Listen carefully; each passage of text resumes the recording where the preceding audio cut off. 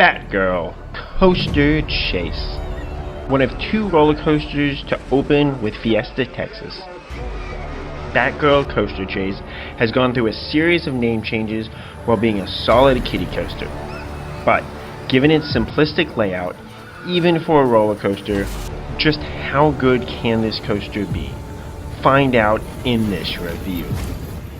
When Fiesta Texas opened, they were mainly focused on shows, and even had more theaters than they do now, as Scream and Dr. Diabolical both replaced show theaters. The park opened with two roller coasters, a record-breaking wooden roller coaster in the Rattler,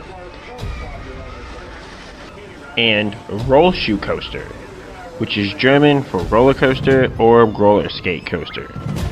The kiddie coaster in the Strasburg section of the park. This section looked different back in the day as well, as the whole area would have been more in the German feel of Strasburg, and the carousel and teacups was still up in the north section of Strasburg by this kiddie coaster. The coaster might have opened with the name Pied Piper, but whether this coaster used that name is disputed, and the roller coaster database does not recognize it as an official name. For the 2009 season, the area around this coaster got a refresh as it became a true kiddie area in Wiggles World, and the coaster got a new name in Romp, Bomp, Stomp. A few years later, as with Tony Hawk's Big Spin, Six Flags went away from their other licensing agreements, renaming the rides in the area, with Romp, Bomp, Stomp becoming just Kiddie Coaster. In 2020, this ride was given another retheme, taking a small train theme to become Streamliner Coaster. Although I do like trains, the train theme was not really strong on Streamliner, and the ride still said, "Welcome to the Kiddie Coaster," before you dispatched on it. In 2023, Six Flags Fiesta Texas announced a major expansion and refresh, with the whole area becoming DC Universe, and the rides there got themed to DC superheroes, while a few family thrill attractions were also added with an opening date in 2025. To prepare for the change, Streamliner was repainted and operated with its new paint scheme as Streamliner over spring break in 2024, before being closed over the summer for area renovations, and then reopening in the fall with its Batgirl Coaster Chase signage and theming intact. The few signs around the station are nice, and I appreciate the Bat logo near the entrance to the station, but the theming is still minimal at this point. With the Penguin Gotham City getaway underneath Batgirl, I'm hoping there's a bit more theming once the area is fully complete, but we shall see. For clarity's sake, I'll just use Batgirl to refer to this coaster, even if my heart is still with the Streamliner name. As a coaster type, Batgirl is a Vekoma Jr. coaster, which have many different styles around the world, including a bunch of crazy taxi coasters or crazy cab coasters in Indonesia. The only pure clone of this coaster is Mini Mine Train in Taiwan, which looks absolutely incredible as a coaster. Vekoma Jr. coasters are generally some type of roller skate coaster, and can be bigger or smaller in size, though the 85-meter version that Streamliner is the smallest of the standard sizes out there. As a kiddie coaster, this coaster does allow adults to ride free of restrictions, even when it ran as Streamliner, and all the other rides in the kiddie area restricted adults to riding only with a child. This is really nice for coaster enthusiasts who want this credit, and I've enjoyed riding this coaster on most of my visits to the park. With its small train, it can build up a line though, especially as there are a few other kiddie rides around the park.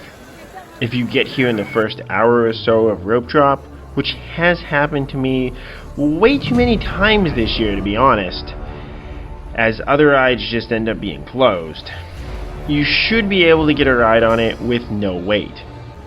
When I have ridden it later in the day after getting dizzy on other coasters and looking for a ride to help me kind of just relax and mellow out, it does have a bit of a rattle, which is still evident even after the repainting as Batgirl Coaster Chase, so it tends to aggravate my coaster headaches more than it helps. But if you ride it early in your day, this shouldn't be noticeable with its generally mild forces. The restraints on this coaster are fairly minimal, with a shared seatbelt and a lap bar that should be fairly loose, though there aren't too many strong moments of airtime on this coaster for that to really matter too much. With riding this coaster many times, I haven't found a particular road that I favor, though I have had better experiences on some of my rides than others.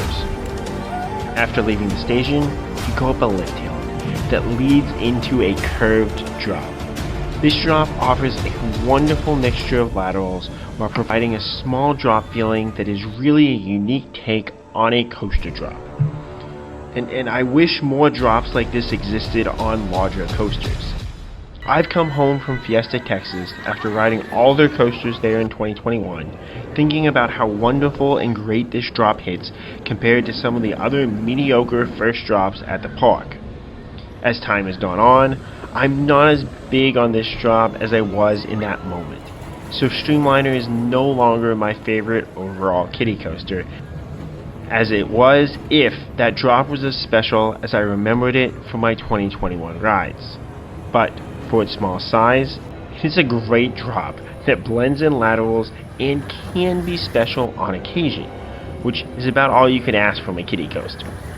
For those scared of coaster drops, it is still a very small drop, and despite how much I'm praising it in this section, you should be able to ride it with no issues if you're scared of that stomach dropping sensation that you can find on other rides such as Roadrunner Express or Bugs Bunny's Whitewater Rapids, as I know I rode this coaster as a child, when both of those other rides were like way too scary. Oh my. After the first drop, you go over two small bunny hills that offer a nice mixture of rocking feeling and a faint airtime pop, an experience that you'll see done well on many kiddie coasters.